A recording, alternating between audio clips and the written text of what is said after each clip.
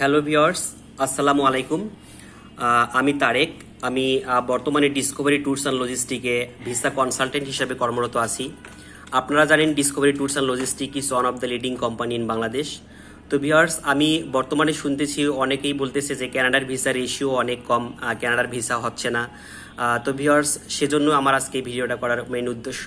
তো ভিউয়ার্স, আমি আপনাদেরকে দেখাবো আমি গত 26 আগস্ট 2024 সালে একটা ফাইল সাবমিশন করি। দেখেন আমার সাবমিশন কনফার্মেশন ডেট 26 আগস্ট 2024।